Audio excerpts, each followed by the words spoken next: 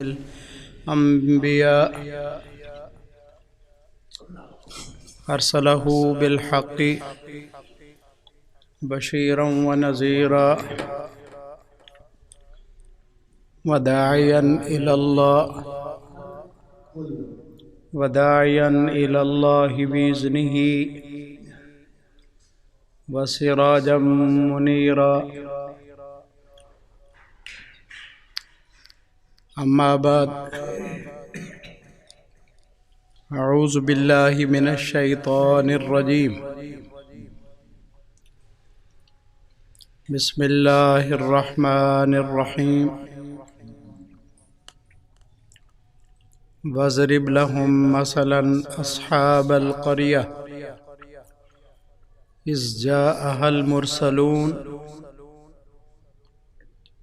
إذ أرسلنا إليهم اثنين فكذبوهما فعززنا بثالث فقالوا إنا إليكم مرسلون. قالوا ما أنتم إلا بشر مثلنا وما أنزل الرحمن من شيء إن أنتم إلا تكذبون. قالوا ربنا يعلم إنا إليكم لمرسلون وما علينا إلا البلاغ المبين. قالوا إنا تطيرنا بكم لئن لم تنتهوا لنرجمنكم وَلَيَمَسَّنَّكُم مِّنَّا عَذَابٌ أَلِيمٌ. قَالُوا طَائِرُكُم مَّعَكُمْ أَئِن ذُكِّرْتُم بَلْ أَنتُمْ قَوْمٌ مُّسْرِفُونَ. قال النبي صلى الله عليه وسلم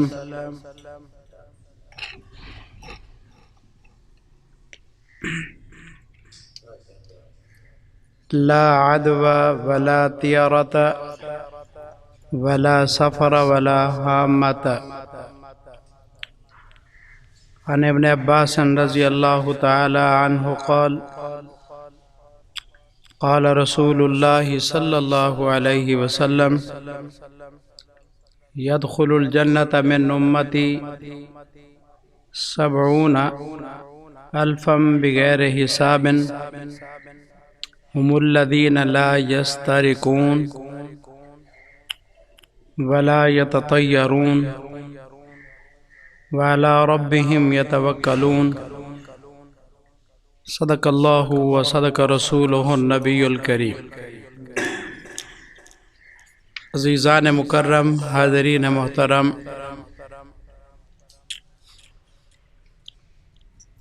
یہ سفر المظفر کا مہینہ ہے.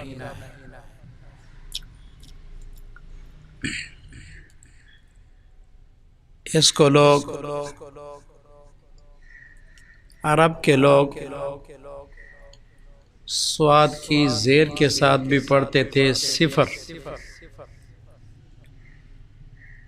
صفر کا معنی ہوتا ہے خالی. سفر کے مہینے میں کافر اور مشرک لوگ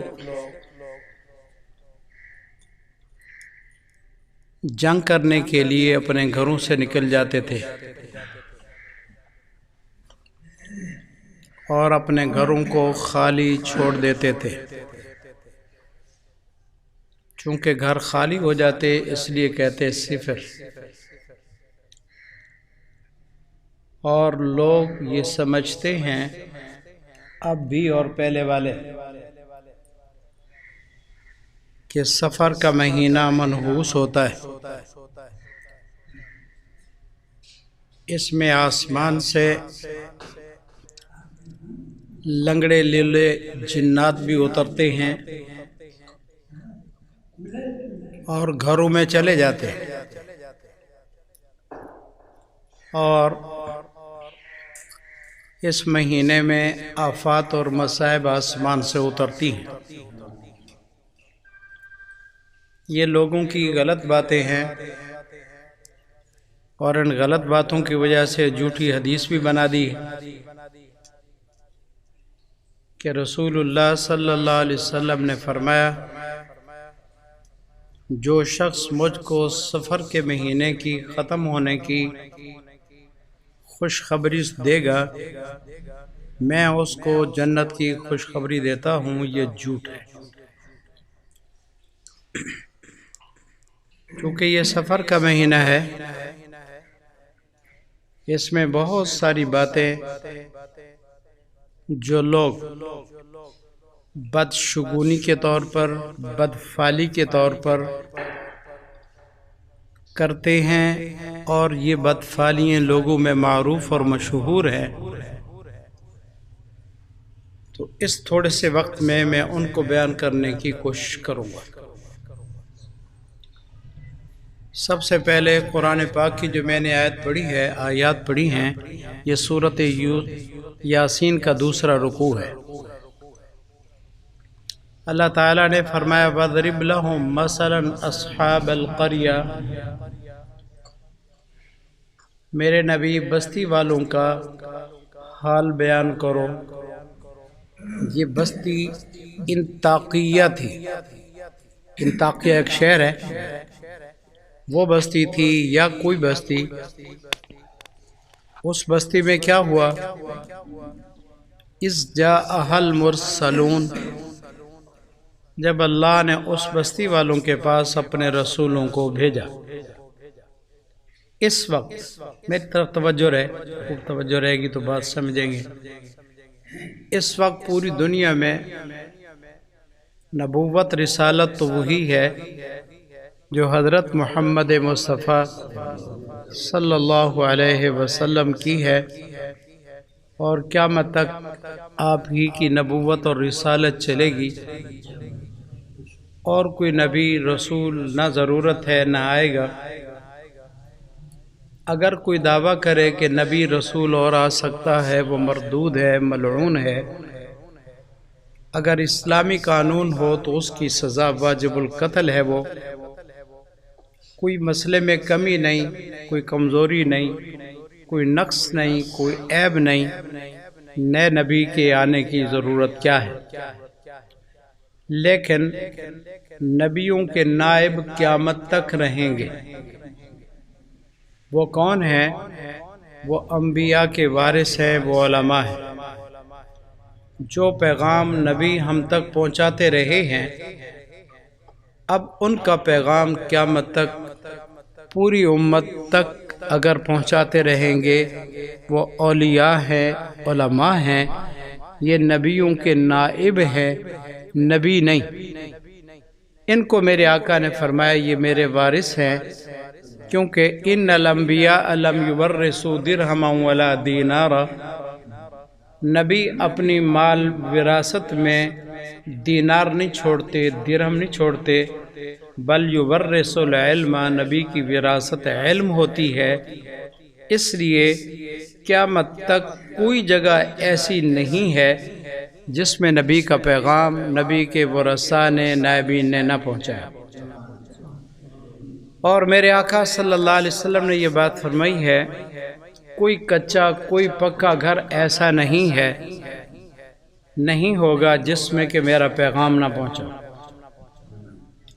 الحمدللہ ہر دور میں علماء بزرگ پہنچاتے رہے ہیں، اور اللہ نے تبلیغ کے ذریعے سے بھی کوئی دریا، کوئی خشکی، کوئی سمندر، کوئی نہر، کوئی مکان، کوئی بستی نہیں چھڑوائی جہاں اللہ کا پیغام نہ پہنچا۔ تو اللہ تعالیٰ نے اس بستی والوں کا واقعہ بیان کیا، انطاکیہ والوں کا۔ اِذْ جَاءَهَا الْمُرْسَلُونَ، ان کے پاس رسول آئے۔ رسولوں نے جب ان کو بات سمجھائی، نبیوں کے سبق میں سب سے پہلا سبق یہ ہے کہ جس نے تمہیں پیدا کیا اس کو پہچانو۔ یہ سب سے پہلا سبق، ہم نے پہچانا نہیں۔ میں حیران ہوتا ہوں اپنے مسلمان بھائیوں پر، کتے کو ماریں وہ چیخے، کہتے ہیں ڈرو ڈرو یہ بد دعا کر دے گا۔ اور فقیر کو اگر سخت یا تلخ بات کہیں، کہتے ہیں ڈرو فقیر کی بد دعا لگ جائے گی، مر جاؤ گے۔ ہر ایک کی درباروں میں الٹے پاؤں چلتے ہیں کہ پیٹ نہ ہو،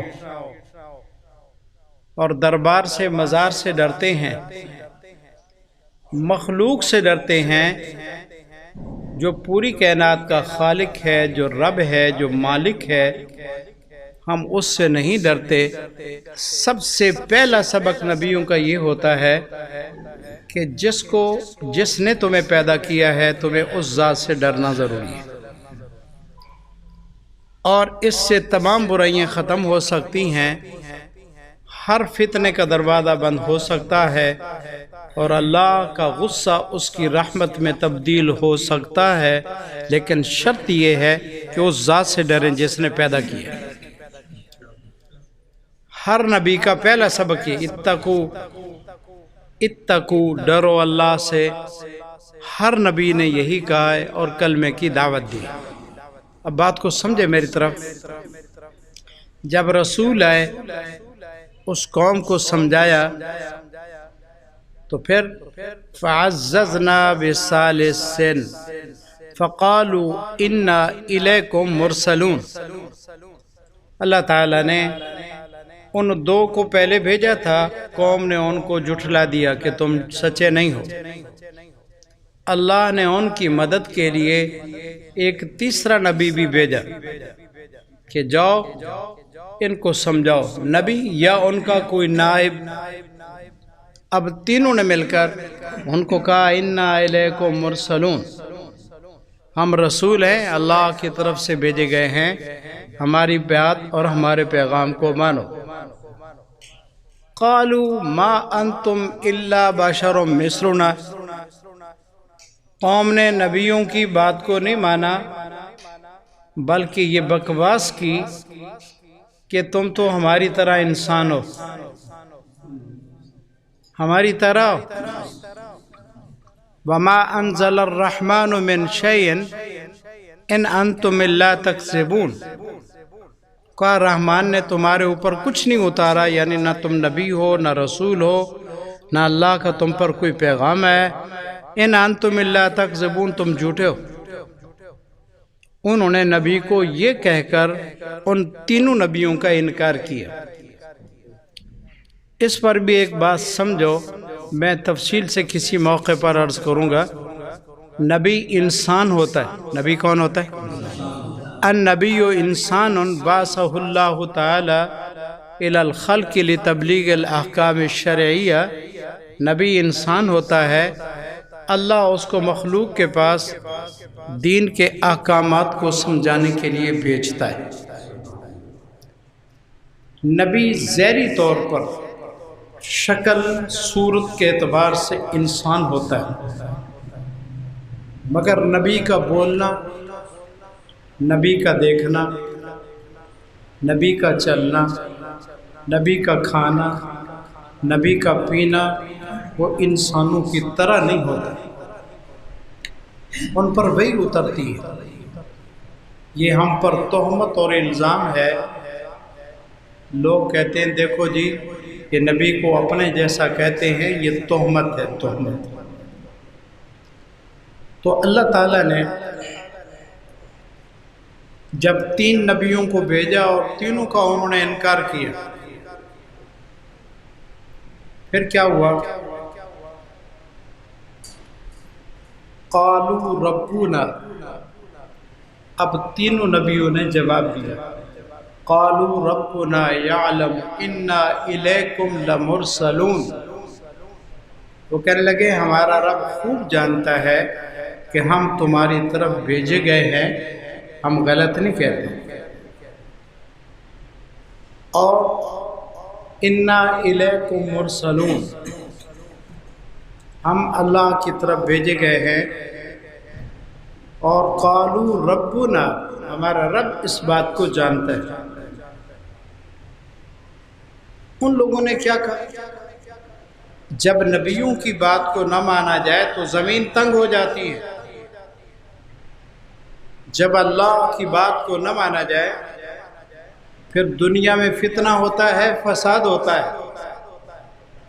جب اللہ کی بات کو نہ مانا جائے پھر زمین وضاقت علیہم الارض بما رحبت، اللہ کی زمین بڑی وسیع ہے مگر زمین کو اللہ تنگ کر دیتا ہے، جینا انسانوں کا مشکل ہو جاتا ہے۔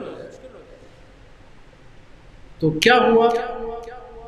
اللہ تعالیٰ کا اس قوم پر عذاب آیا، قحط ہوا۔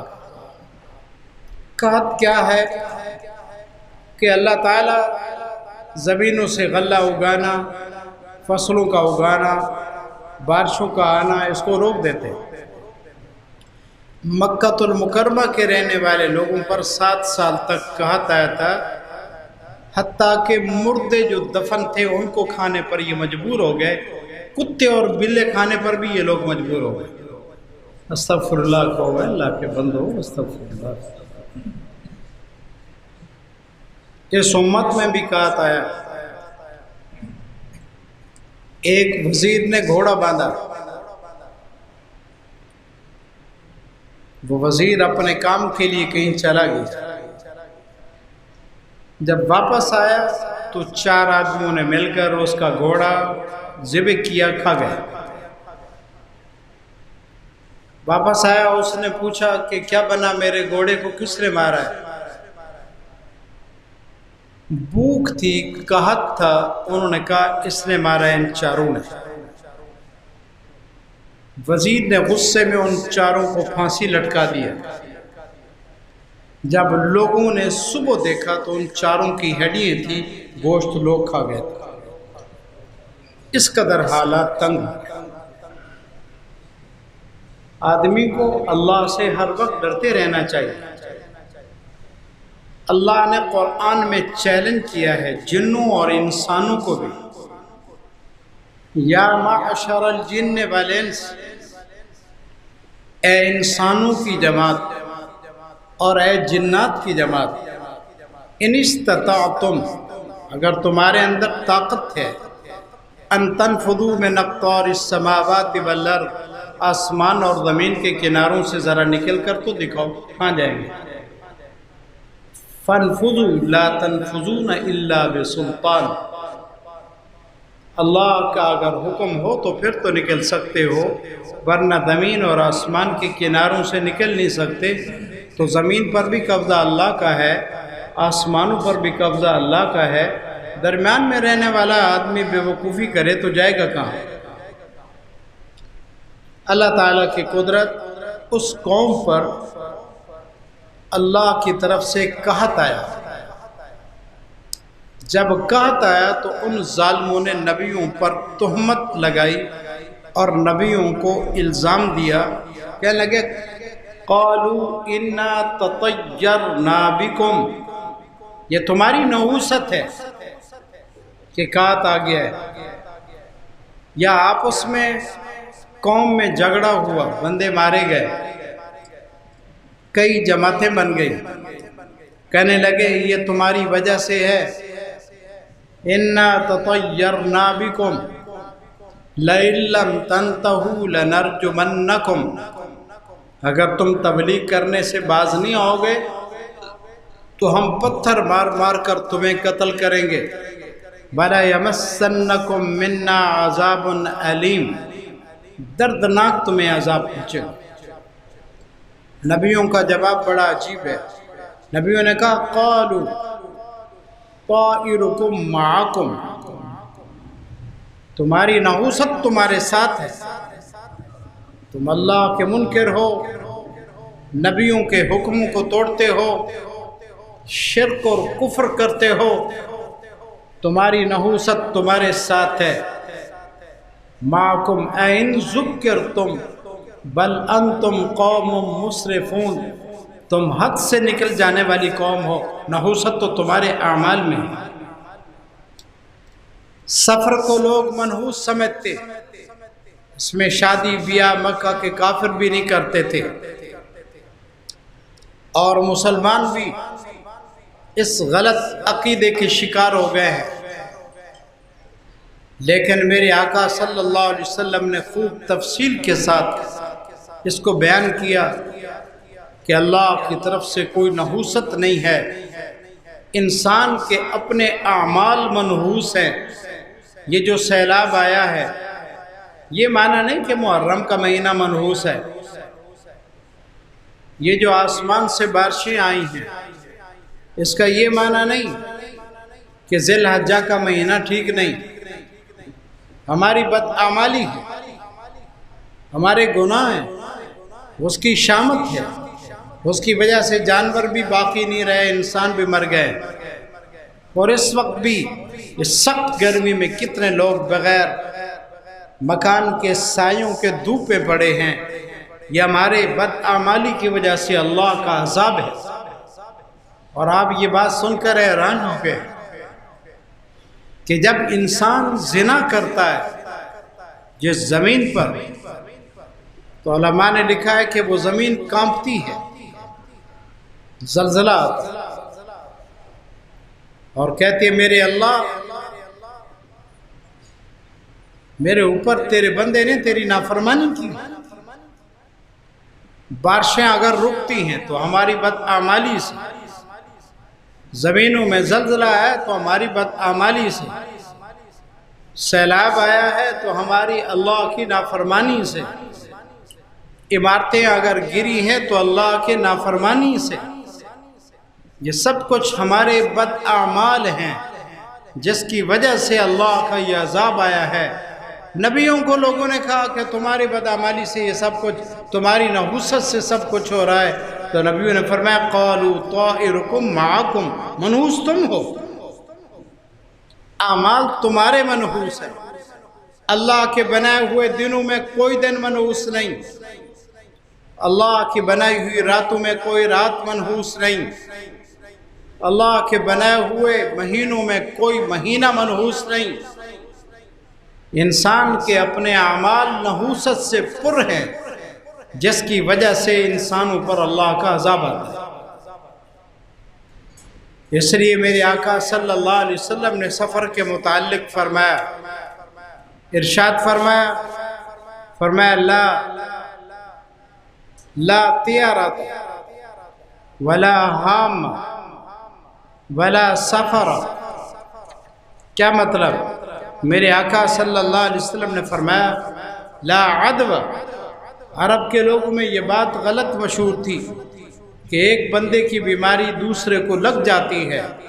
میرے آقا نے اس کی تردید فرمائی، لا عدوى، ایک کی بیماری دوسرے کو نہیں لگتی۔ ایک دیہاتی حضور کی خدمت میں آیا، اس نے کہا خارش والا اونٹ دوسرے اونٹوں میں آیا، ان کو بھی خارش ہو گئی۔ تو میرے آقا صلی اللہ علیہ وسلم نے فرمایا یہ بتاؤ سب سے پہلے اونٹ کو خارش کہاں سے لگی؟ وہ دیہاتی چپ ہو گیا۔ تو پہلے اونٹ کو خارش اللہ نے لگائی۔ ایک کی بیماری دوسرے کو نہیں لگتی، اسلام اس کو قبول نہیں کرتا۔ اگر کوئی وہم کا مریض ہے تو اس کا کوئی علاج نہیں ہے، وہ احتیاط کرے، کسی کا جھوٹا نہیں پیتا، کسی کے ساتھ کھانا نہیں کھاتا، کسی کو سلام نہیں کرتا، کسی کے گلے نہیں ملتا۔ میں حیران ہوتا ہوں، لوگوں کا دماغ زیادہ خراب ہے۔ جو ہوٹلوں میں روٹی پکانے والے لوگ ہیں، پتہ نہیں ان پر، سب تو نہیں، کچھ وہ بھی ہیں جن کو پتہ ہی نہیں استنجا کیا چیز ہوتا ہے، سبزی وہ کاٹتے ہیں۔ بنانے والے کا بھی کوئی پتہ نہیں کہ کبھی اس نے نماز بھی پڑھی کہ نہیں، اور روٹی پکانے والا، آٹا گوندنے والے کا بھی کوئی پتہ نہیں کہ پسینہ اندر تو نہیں جا رہا۔ اور جب کھانا سامنے آتا ہے پھر نخرے کرتے ہو، اکیلے کھاتے ہو، ایک کا جھوٹا نہیں کھاتے ہو۔ یہ دماغ کی خرابی ہے۔ میرے آقا نے فرمایا لا عدوى، ایک کی بیماری دوسرے کو نہیں لگتی، اسلام یہی کہتا ہے اور یہی عقیدہ اسلام ہے۔ دوسرا ولا طیارۃ، شگون لینا، یہ بھی اسلام میں جائز نہیں۔ شگون کیا ہے؟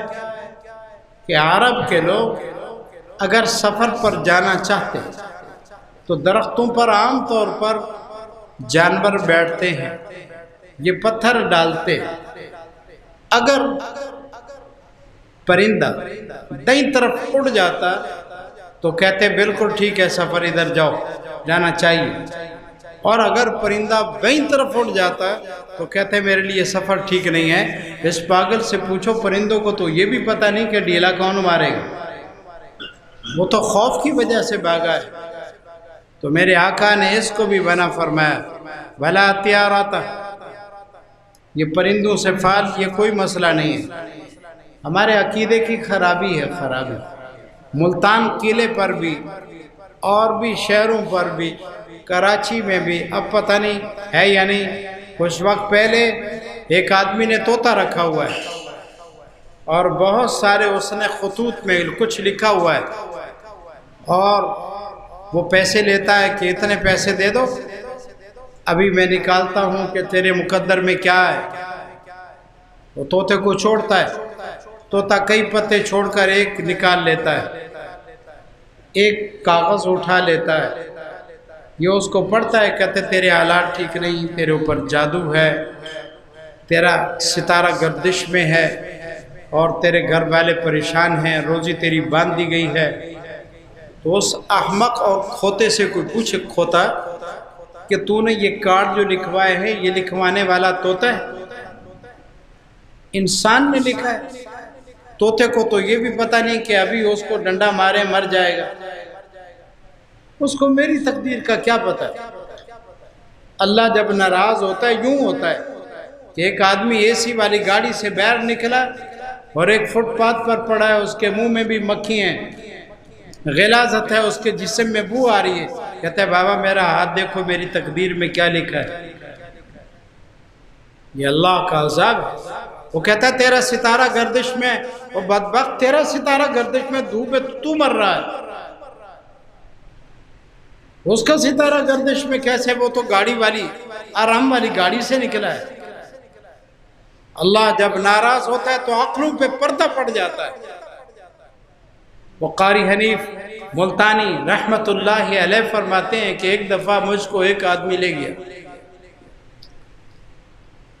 تو وہ فال دیکھنے والے کے پاس پہنچے، اس نے اس کی فال دیکھی، وہ آنکھوں والا تھا، اس کو کہا تو ان قریب بیرون ملک جائے گا، تیرا سفر ہوگا، یہ ہوگا وہ ہوگا۔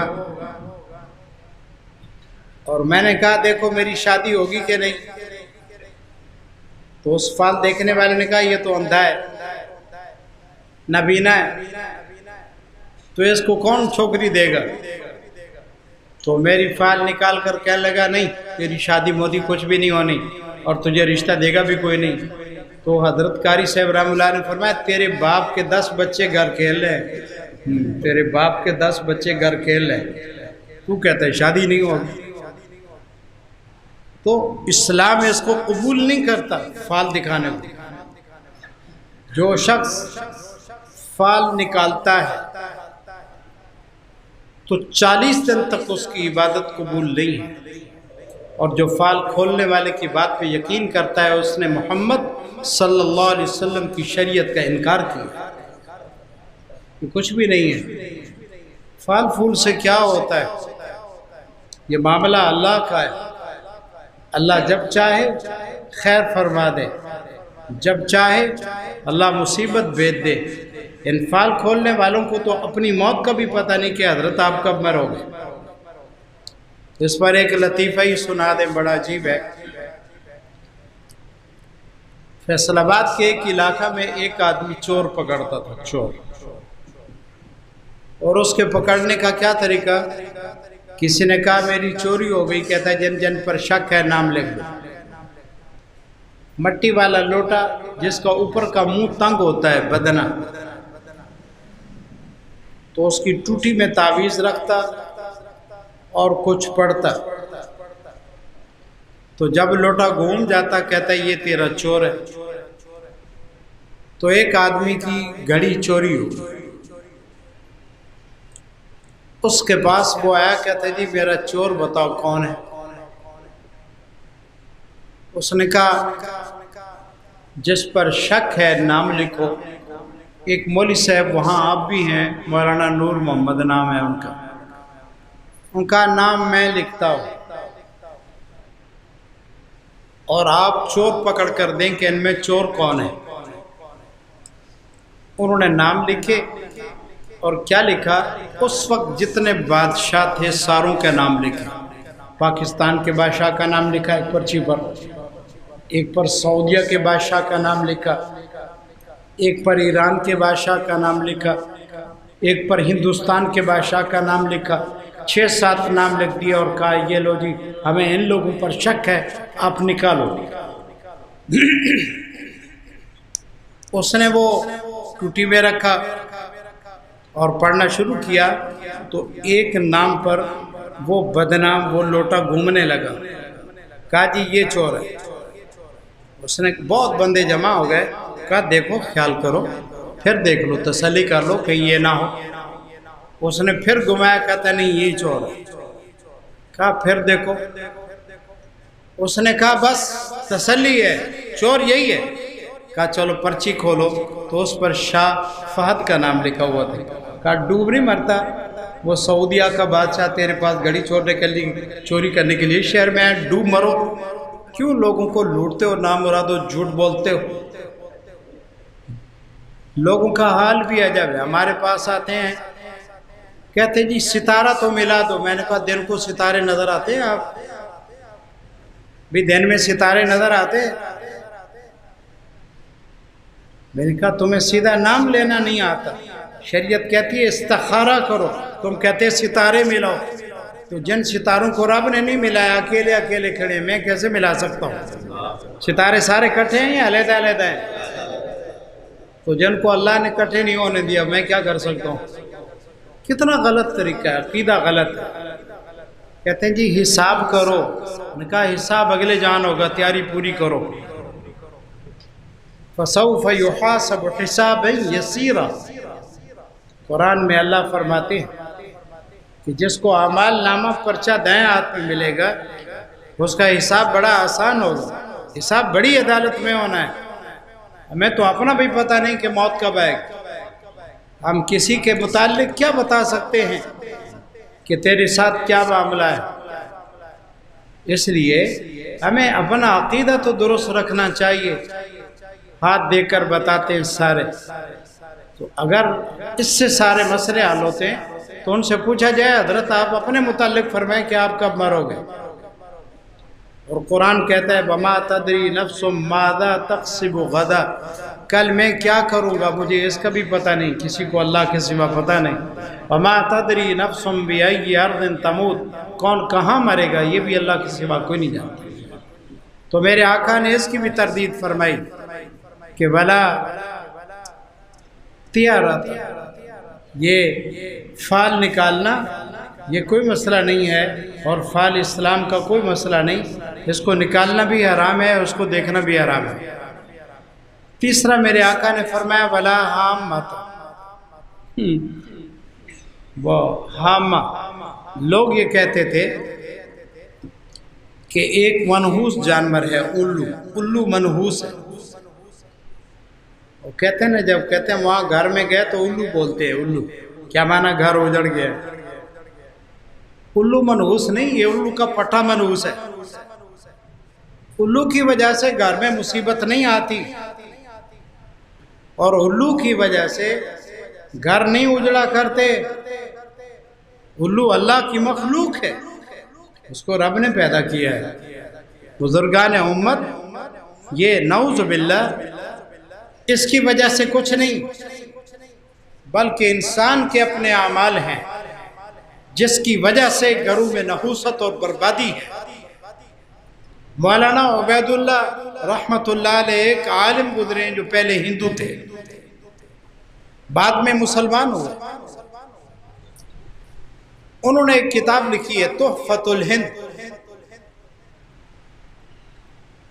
اور اس میں ہندوؤں کے حالات لکھے کہ ہندو کیا کیا حرکتیں غلط کام کرتے ہیں، اور ان کے خدا کتنے ہیں، عبادت کیسی کرتے ہیں۔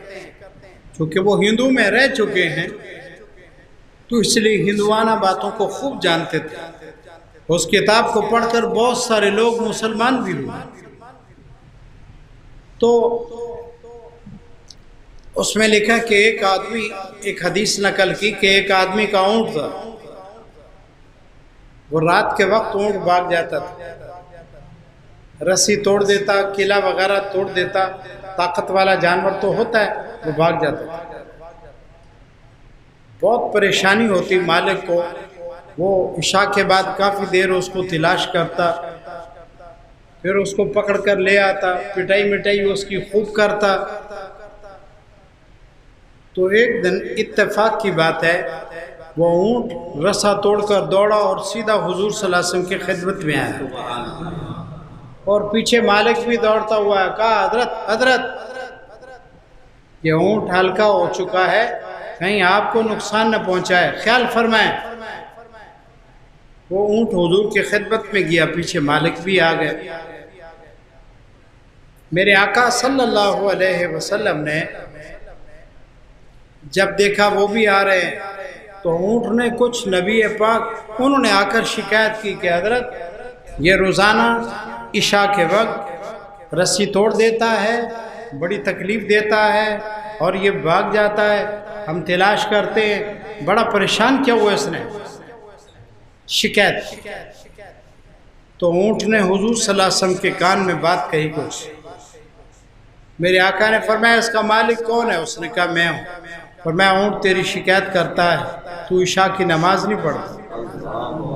اونٹ یہ کہتا ہے اگر اللہ کا عذاب آیا یہ تو مرے گا، میں جو اس کے گھر میں بندھا ہوا ہوں میرا بھی بیڑا غرق ہو جائے گا، عذاب میں بھی پھنس جاؤں۔ اس نے کہا حضرت یہ ٹھیک کہتا ہے، میں توبہ کرتا ہوں، میں نماز کبھی نہیں چھوڑوں۔ ہمارے گھروں میں غلط موبائل استعمال ہوتا ہے، بعض گھروں میں رات دن ٹی وی چلتی ہے، بعض گھروں میں قرآن کو ہاتھ ہی کوئی نہیں لگاتا، روٹی 10 بندے کھاتے ہیں، نماز ایک پڑھتا ہے۔ تو یہ وہ نحوست کے گناہ کے کام ہیں جس کی وجہ سے ہمارے گھروں میں اللہ کا عذاب ہے، بے برکتی ہے، سکون نہیں ہے، بیماریاں ہیں ختم نہیں ہوتی، ناجائز کیس اور مقدمے ہیں جو کبھی ختم نہیں ہوتے۔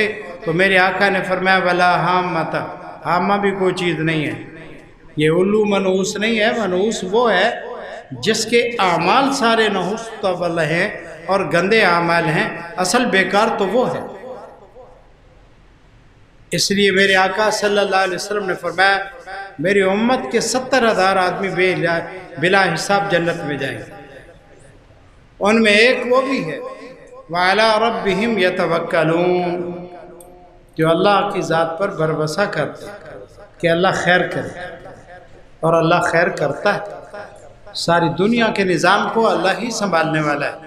اور میرے آقا نے فرمایا وَلَا يَتَطَيَّرُونَ، جو جنت میں جائیں گے لوگ بغیر حساب کے، حساب بھی نہیں ہوگا، یہ وہ لوگ ہیں جو فال نہیں کھولتے اور وہ کسی سے فال نہیں دیکھتے، اور وہ کیا نہیں کرتے وَلَا يَتَطَيَّرُونَ کہ شگون نہیں لیتے، یہ جنت میں جائیں گے۔ اس لیے ہمیں سفر کے مہینے کو منحوس نہیں، اپنے اعمال کو منحوس سمجھنا چاہیے۔ عرب کے لوگوں کا حال بھی بڑا عجب تھا، اور وہی باتیں آج مسلمانوں میں بھی آ گئی۔ عرب کے لوگوں کا ایک طریقہ یہ بھی تھا کہ وہ کسی کو اگر سانپ قتل کر دیتا، کاٹ دیتا، تو وہ کہتے اس کی مادہ ضرور تم سے بدلہ لے گی۔ اور آج مسلمان بھی یہی کہتے ہیں کہ اگر کسی کو نر کو مار دو تو مادہ آئے گی، اور مادہ آ کر تمہارا ضرور انتقام لے گی، بدلہ لے گی۔ تو شریعت نے اس کو منع کیا، یہ اعتقاد غلط ہے۔ اور ایک یہ بات بھی، جو مر جاتا ہے اس کی روح اڑتی رہتی ہے، اس کو حامہ کہتے ہیں، روح اڑتی رہتی ہے۔ جیسے ہمارے ہاں بھی پاگل لوگ ہیں، پاگل بہت سارے، جب کوئی آدمی فوت ہو جائے تو اس کے گھر سے لے کر قبرستان تک مسور کی دال ڈالتے ہیں۔ بھئی یہ کیوں ڈالتے ہو؟ اس کا کیا فائدہ ہے؟ کہتے ہیں میت اپنے گھر آنے کی کوشش کرتا ہے، جب اس کو پتہ چلتا ہے یہ میرے گھر کی دال ہے، بیچارہ چنتا رہتا ہے، ساری رات گزر جاتی ہے، پھر صبح کا وقت ہوتا ہے واپس چلا جاتا ہے، نہ دال پوری ہوتی ہے نہ وہ گھر آ سکتا ہے، ورنہ اور کوئی لے جائے گا۔ یہ بھی بکواس ہے۔ اگر وہ نیک ہے تو اللہ کے مہمان خانے میں ہے، اگر وہ گناہگار ہے تو اللہ کے جیل خانے میں ہے، اس کو ادھر آنے کی کیا ضرورت ہے؟ اسی طرح عرب کے لوگ کہتے تھے کہ پیٹ میں ایک سانپ ہے، جب بھوک لگتی ہے تو وہ کاٹنے لگتا ہے، شور کرتا ہے، کاٹنے لگتا ہے، تو اس سے بھی وہ سمجھتے کہ یہ بھوک اس کی وجہ سے لگتی، نعوذ باللہ۔ اور ایسے بے وقوف تھے کہ جب اونٹنی کا اگر نر پیدا ہوتا بچہ تو اس کو بت کے اوپر جا کر چڑھاتے تھے۔ 10 بچے جس اونٹ کے ہو جائیں یعنی اس کی وجہ سے، تو اس کو چھوڑ دیتے تھے، کہتے اب یہ بت کے نام کا ہے، چھوڑ دو اس کو۔ اگر کسی کے اونٹ 1000 تک ہو جاتے تو ایک آنکھ نکال دیتے۔ کیوں؟ ایک آنکھ پھوڑ دیتے، کہتے اس کو نظر نہ لگ جائے۔ ہمارے ہاں بھی تو ایسے کرتے ہیں، 1 کروڑ کی گاڑی لی ہے اور پرانا جوتا آگے لٹکا دیا ہے۔ بھئی جوتا کیوں لٹکا ہے؟ تاکہ نظر نہ لگے۔ تو اس سے بہتر نہیں ایک جوتا ڈرائیور کے گلے میں ڈال دو، ایک مالک کے گلے میں ڈال دو، مقدر اچھا رہے گا، گاڑی کا ایکسیڈنٹ کبھی نہیں ہوگا۔ یہ بہتر طریقہ ہے۔ گاڑی کے ساتھ جوتا باندھنے کا کیا مطلب؟ جو گھس گھس کے خود اس کو روڑی پہ ڈالا ہے۔ ہم مسلمان ہیں، کچھ شرم تو کریں۔ 50 لاکھ کا مکان بنا اور ایک ہنڈیا مٹی والی کالی سیاہ وہ اوپر رکھ دی۔ بھئی کیوں رکھی ہے؟ کہتے جی نظر نہیں لگے گی، جادو نہیں آئے گا، جنات نہیں آئے گا، اور اگر ہنڈیا گر جائے تو وہ تو ختم ہو جائے گی۔ جو اپنے چوتڑ کو کالک سے نہیں بچا سکتی، اس کا نیچے والا حصہ ہے نا، آگ وہ وہی جلتا ہے نا نیچے والا، جو اپنے چوتڑی کو کالک سے نہیں بچا سکتی، وہ آپ کے گھر کو مصیبت سے کیا بچائے گا؟ اس سے بہتر نہیں ہے کہ ایک دیگچی ملکانی کے گلے میں ڈال دو، ایک ملک صاحب کے گلے میں ڈال دو، دونوں کا مقدر اچھا ہوگا تو خیر ہی خیر ہوگی۔ جہاں جائیں تو یہ کالک والی دیگچی حضرات کے گلے میں ہو۔ تو یہ وہ واہیات طریقے ہیں جو سب اسلام کے خلاف ہیں، اسلام ان کو قبول نہیں کرتا۔ ایک عجیب چکر بھی تھا، مکہ کے لوگ کیا کرتے تھے؟ نعوذ باللہ، استغفر اللہ، جب قحط پڑتا، توجہ میری طرف، قحط پڑتا، قحط کا معنی بارشیں رک گئیں، اللہ کی ناراضگی ہے۔ ہمارے ملک میں بھی بہت ایسے موقع آئے، لوگوں نے بڑی دعائیں کی، بارشیں نہیں ہوئی، تو وہ عرب کے لوگ کیا کرتے؟ ایک بھیڑ کو یا دمبے کو پکڑ لیتے، بھیڑ یا دمبے کی دم میں گھاس باندھ کر آگ لگا دیتے تھے، اور وہ بیچارہ چیختا دوڑتا، یہ خوش ہوتے، کہتے بارش ہوگی۔ آپ نے دیکھا ہے یہاں کے کھوتے بھی کچھ ایسے ہیں، کھوتے رنگ ڈالتے ہیں ایک دوسرے پر، پانی ڈالتے ہیں۔ بھئی پانی کیوں ڈال رہے ہو؟ کہتے اس لیے ڈالیں کہ بارش برسے گی۔ اور رنگ ڈالتے ہو کیوں ڈالتے ہو؟ یہ ہندوانہ اور کافرانہ طریقہ ہے، اور یہ مکہ کے مشرک لوگوں کا طریقہ، جانور کو آگ لگاتے۔ تو وہاں کے چودھری کو آگ لگاؤ نا، کہ چودھری صاحب تو بے عمل بد کردار ہے، تیری وجہ سے ہماری بستی میں آگ، بارش نہیں برس رہی، تو چودھری کو آگ لگاؤ۔ یہ کیا اسلامی طریقہ ہے؟ جانور کا کیا قصور ہے؟ اسی طرح ایک اور بات بھی، جب سفر پر جاتے مکہ کے کافر تو ایک ڈورا لے لیتے، دھاگا، ڈورا، ایک درخت کے ساتھ اس کو باندھ دیتے۔ وہ واپس جب آتے تو سب سے پہلے ڈورے کو دیکھتے کہ ڈورا کھل گیا ہے یا نہیں۔ اگر ڈورا کھلا ہوا ہوتا، وہ ٹاکی، وہ ڈورا، وہ رسی، تو کہتے کہ میری بیوی نے میرے بعد بدکاری کی ہے، یہ بدماش ہے میری بیوی۔ اللہ کے بندو، بیوی کی عزت اور بے عزتی کا تعلق اس ڈورے سے کیسے؟ ہوا کی وجہ سے بھی تو ڈورا کھل سکتا ہے، بعض جانور چونچ کے ساتھ بھی تو رسی کو توڑ دیتے ہیں۔ اسی طرح ان کا ایک اور طریقہ بھی، وہ میرے پاس ایک میاں بیوی دونوں آئے اور دونوں کو جنات کی تکلیف دی۔ تو اونچی اونچی وہ میاں کہنے لگا، کہتا تکلیف مجھے بھی ہے، میری بیوی کو بھی ہے، میں نے تو اپنا علاج کر لیا ہے، میری بیوی علاج نہیں کرتی، اگر یہ کر لے تو اس کو بھی فائدہ ہوگا. اور ہنسے. بیوی بیچاری شرمندہ. میں نے کہا آپ نے کیا علاج کیا ہے؟ کہتا ہے مجھے کسی نے کہا جب تکلیف شروع ہونے لگے کپڑے اتار دو، ناچنا شروع کر دو، میں تو ایسے کرتا ہوں. اور کہتا ہے میں نے بیوی کو کہا تو بھی ایسا کر، یہ ایسا نہیں کرتی، کہتا ہے اس لیے اس کو جنات ہے. اب دیکھو یہ میں حدیث نقل کر رہا ہوں. مکہ کے کافر بھی عجیب تھے، یہ بھی کافروں والے حرکتیں. کس نے کہا کہ جنات کپڑے اتارنے سے بھاگ جاتے ہیں؟ وہ تو بدماش چاہتے بھی یہی ہیں کہ کپڑے اتار دو، بے غیرت بنو، بے حیا بنو. اگر راستہ بھول جاتا کسی کو جاتے جاتے، کیونکہ سڑکیں تو ہوتی نہیں تھی، راستہ بھول جاتا تو وہ کیا کرتے؟ کپڑا اپنا الٹ کر کے پہن لیتے اور سمجھتے تھے کہ اس سے راستہ مل جائے گا. استغفر اللہ نہیں کہا آپ نے؟ بھئی اس کا کیا تعلق ہے؟ اور وہ لوگ ہاتھوں میں پیتل کی انگوٹھی پہنتے تھے. پیتل کیوں پہنتے تھے؟ کہتے تھے اس سے آدمی بوڑھا نہیں ہوتا. ہمارے دماغ زیادہ خراب ہے ہمارے. وہ تو چلو کافر تھے، میرے آقا صلی اللہ علیہ وسلم کے آنے سے پہلے یہ حرکتیں کرتے تھے، میرے آقا نے ان کو سمجھایا تو ٹھیک ہو گئے.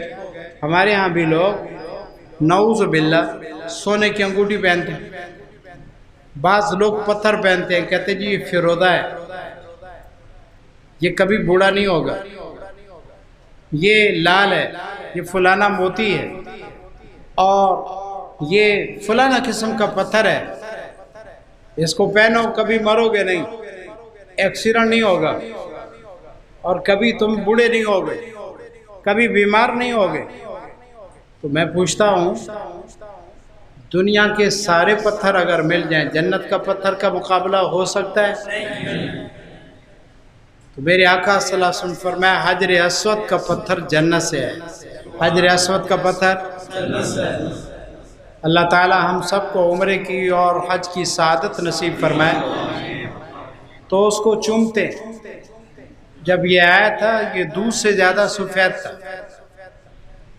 پھر گناہ کو یہ کھینچتا ہے، اس کو چوم چوم کر لوگوں نے کالا کر دیا ہے.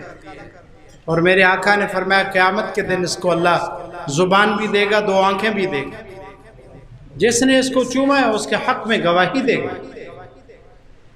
اور آپ کو معلوم ہونا چاہیے کہ حجر اسود کا پتھر ٹوٹ گیا تھا اور درمیان میں اس کے لوہے کی تار کے ساتھ اس کو جوڑا گیا ہے، اب بھی جوڑے جانے کا نشان ہے. اور بیت اللہ کا پتھر طاہر برمکی ایک بدماش تھا، اس نے بیت اللہ پہ حملہ کیا، یہ حجر اسود کا پتھر بولو گیا. 25 سال تک اس کے پاس تھا. کتنے سال تک؟ نہیں، جو اپنے آپ کو گم ہونے سے نہیں بچا سکتا. ایک کافر لے گیا بے ایمان، وہ اس کو نہیں بچا سکا اپنے آپ کو، تو وہ مجھے آپ کو کیا بچائے گا؟ تو جب جنت کا آیا ہوا پتھر کچھ نہیں کر سکتا تو یہ پتھر کیا کر سکتے ہیں؟ تو ایک شیخ عبداللہ تھے رحمت اللہ علیہ، اس وقت کے بادشاہ نے بڑی رقم دی اس کو، طاہر برمکی کو، اور اس کو کہا کہ مہربانی کرو یہ پتھر واپس بھیج دو ہمیں.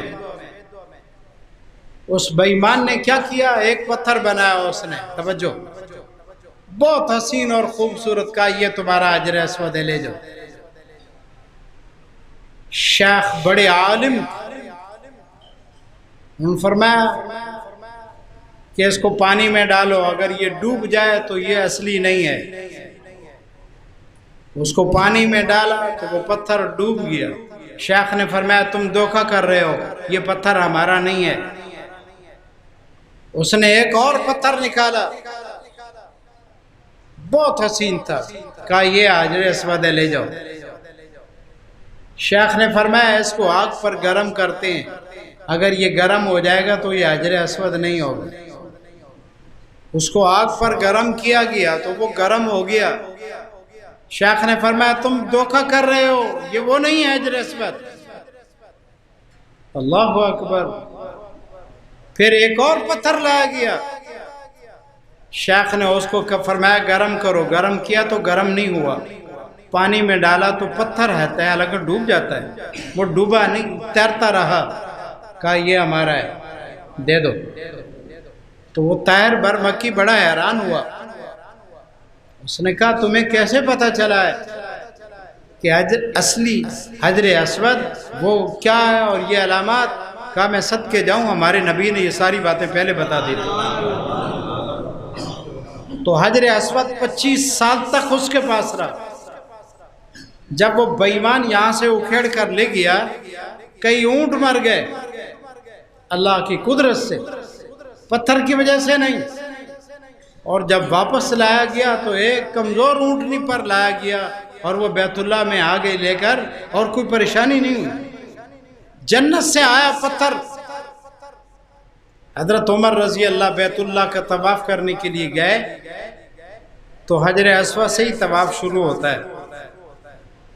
اس کو دیکھ کر فرمایا اعلم انک حجر لا تضر ولا تنفع، وہ پتھر میں جانتا ہوں تو پتھر ہے، لا تضر ولا تنفع، نفع نقصان دینا تیرے اختیار میں نہیں ہے، تو نہیں دے سکتا، لیکن میں تجھے چوم رہا ہوں۔ چومتا کیوں؟ اس لیے کہ میں نے رسول اللہ کو دیکھا ہے تجھے چوم رہے تھے، اس لیے تجھے چومتا ہوں، ورنہ نفع نقصان کا مالک تو نہیں ہے۔ اگر جنت کا آیا ہوا حجر اسود نفع نقصان نہیں دے سکتا تو یہ فلانا پتھر پہن لو، اور یہ نعوذ باللہ یہ فلانا فیروزہ ہے، یہ فلانا ہے، اس کو پہنو تو یہ ہوگا۔ تو پتھر اتنا بڑا ہے، اس کو گھس گھس کر اتنا بچا، جو اپنے گھسنے کو اپنے آپ سے نہیں بچا سکتا، تیری میری آپ کی مقدر کو کیسے ٹھیک کر سکتا ہے؟ اور یہ بات بھی سمجھو، اسلام دشمن بہت دور کی سوچ سوچتا ہے۔